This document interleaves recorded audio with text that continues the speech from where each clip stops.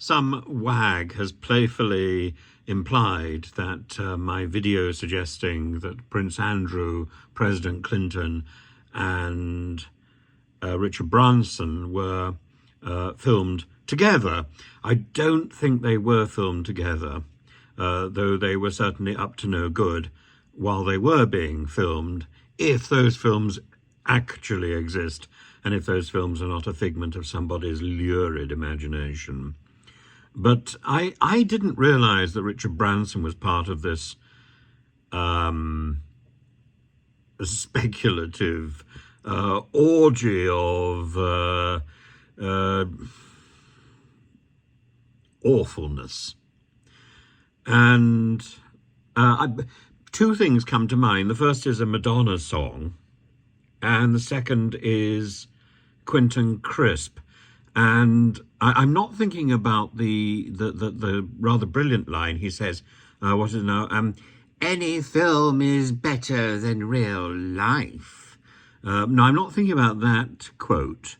I'm thinking rather about his second book, which was called How to Become a Virgin.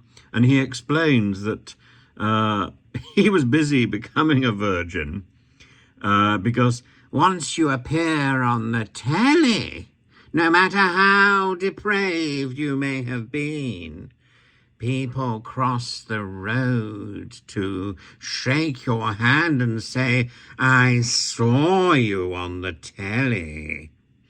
And his wonderful idea that being on television long before reality TV conferred a sort of sanctity on one. I don't know whether that's true any longer, but I think being caught on telly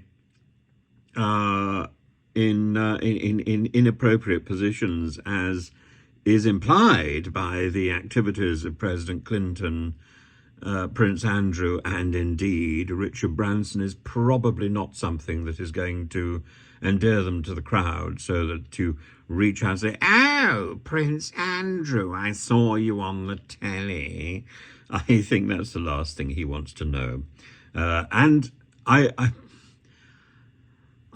suppose the idea of giving people the option of immortality must have gone through the mind of Dan Wootton. I'm sure Dan Wootton is well aware of the oeuvre of Quentin Crisp's extraordinary sayings and extraordinary insights into life, and life in Britain, followed by life in the United States, long after he had been immortalized by John Hurt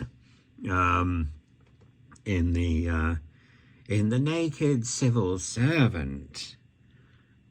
What a wonderful man. And I think the thought of Richard Branson acquiring virginity by going on the telly, that thought is something that I think can send us happily off to bed on this Monday evening, rather than thinking of all the sordid and lurid speculations which will accompany the name of Prince Andrew, almost from now until, well, doomsday.